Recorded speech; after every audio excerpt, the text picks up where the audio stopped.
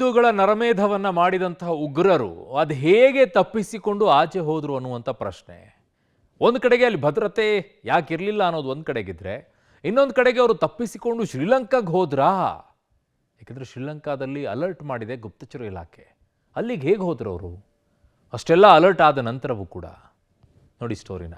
ಶ್ರೀಲಂಕಾದ ಕೊಲಂಬೋದಲ್ಲಿ ಪಹಲ್ಗಾಮ್ ಉಗ್ರರು. ಕೊಲಂಬೋದಲ್ಲಿ ತಲೆಮರೆಸಿಕೊಂಡಿರೋ ಶಂಕೆ. ಕೊಲಂಬೋ ಏರ್ಪೋರ್ಟ್ನಲ್ಲಿ ಹೈ ಅಲರ್ಟ್. ಜಮ್ಮು ಕಾಶ್ಮೀರದ ಪಹಲ್ಗಾಮ್ನಲ್ಲಿ ನರರಾಕ್ಷಸರು ಅಮಾಯಕ ಪ್ರವಾಸಿಗರ ನೆತ್ತರು ಹರಿಸಿ 13 ದಿನಗಳೇ ಕಳೆದಿವೆ.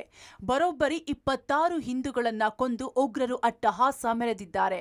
ಭಯೋತ್ಪಾದಕರ ಸದೆ ಬಡಿಯುವ ಪ್ರತಿಜ್ಞೆ ಮಾಡಿರೋ ಭಾರತ ಉಗ್ರರ ಚಲನವಲನಗಳ ಮೇಲೆ ಹದ್ದಿನ ಕಣ್ಣಿಟ್ಟಿದೆ. ದಶ ದಿಕ್ಕುಗಳಲ್ಲೂ ಹೈ ಅಲರ್ಟ್ ಆಗಿರೋ ಭಾರತಕ್ಕೆ ಉಗ್ರರ ಒಂದೊಂದೇ ಜಾಡು ಸಿಗುತ್ತಿದೆ.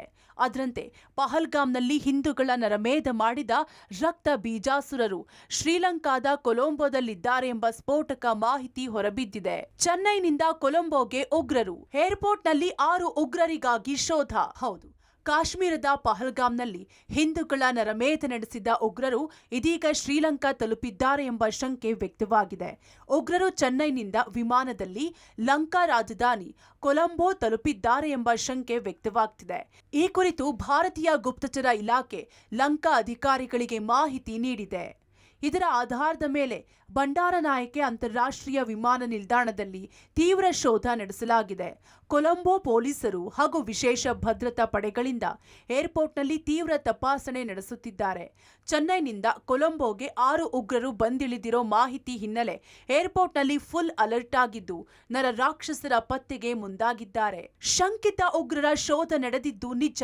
ಶ್ರೀಲಂಕಾ ಏರ್ಲೈನ್ಸ್ನಿಂದ ಅಧಿಕೃತ ಮಾಹಿತಿ. ಇನ್ನು ಕೊಲಂಬೋದ ಬಂಡಾರನಾಯಕೆ ಏರ್ಪೋರ್ಟ್ನಲ್ಲಿ ಶಂಕಿತ ಉಗ್ರರಿಗಾಗಿ ಶೋಧ ನಡೆಸಿದ್ದು ನಿಜ ಎಂದು ಶ್ರೀಲಂಕಾ ಏರ್ಲೈನ್ಸ್ ಅಧಿಕೃತವಾಗಿ ಮಾಹಿತಿ ಹಂಚಿಕೊಂಡಿದೆ.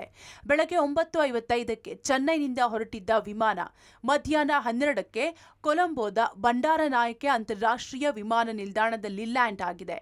ಫ್ಲೈಟ್ ಲ್ಯಾಂಡ್ ಆಗ್ತಿದ್ದಂತೆ ಭದ್ರತಾ ಸಿಬ್ಬಂದಿಗಳು ವಿಮಾನವನ್ನ ಸುತ್ತುವರೆದಿದ್ದಾರೆ.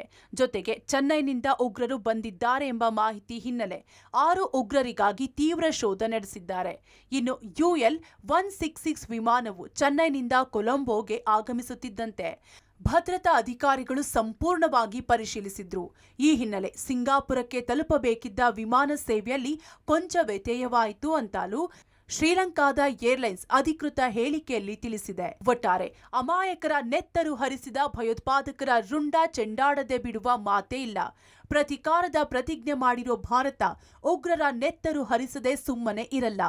ಯಾವ ಬಿಲದಲ್ಲೇ ಆಗಲಿ, ಯಾವ ದೇಶದಲ್ಲೇ ಅವಿತು ಕುಳಿತಿದ್ರೂ ಹುಡುಕಿ ಹೊಡೆಯೋದಂತೂ fix. Just wait and watch. Bureau report, public TV.